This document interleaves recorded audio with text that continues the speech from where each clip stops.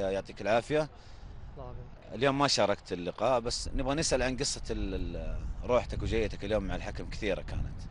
اول شيء الحمد لله كل حال. طبعا انا ما كنت حاب اليوم صراحه، ما كنت حاب اظهر ابدا، فقالوا انه اجباري جاء علينا انه يعني جاء اختياري بالاسم نايف هزازي لازم يحضر.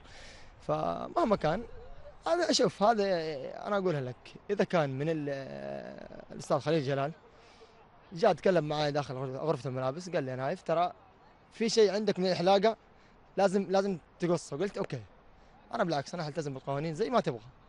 قصيت المره الاولى نزلت الملعب، قال لا لسه باقي. قلت له لسه باقي متاكد؟ قال لسه باقي.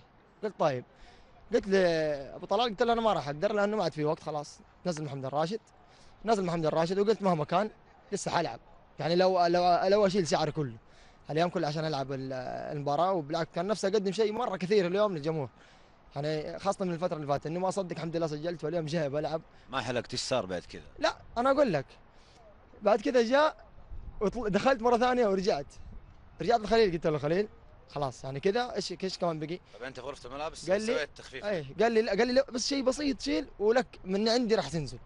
قلت له خلاص ابشر. ورحت والله شلت يمكن مو شيء بسيط، شلت مره كثير عشان لا ارجع مره ثالثه قدام الناس ومنظر يطلع مو كويس. رجعت لخليل وانا شايل مره الشعر، قال لي لا للاسف ما راح اقدر العبك. قلت له خليل ترى انت يعني ضغطني انت الان، انت مره ضغطني. انا حتى لو نزلت قلت برضه حستنى لين اخر الوقت اللي هو يبغاه وحنزل. احتجاجك كان على ايش في الملعب طيب؟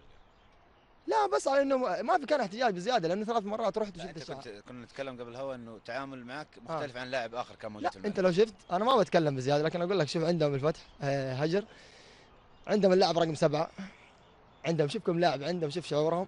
وتعال انا التزمت بالقوانين زي ما يبغى، اذا يمكن كان هو عشانك نجم بزيادة، يمكن العين عليك. حتى شوف حتى لو كان يعني والله اتكلم معي يقول انا يمكن عشان العين عليك، يمكن قلت حتى لو العين علي مهما كان انا التزمت بالقوانين زي ما يبغى استاذ خليل، ورحت شلت الشعر.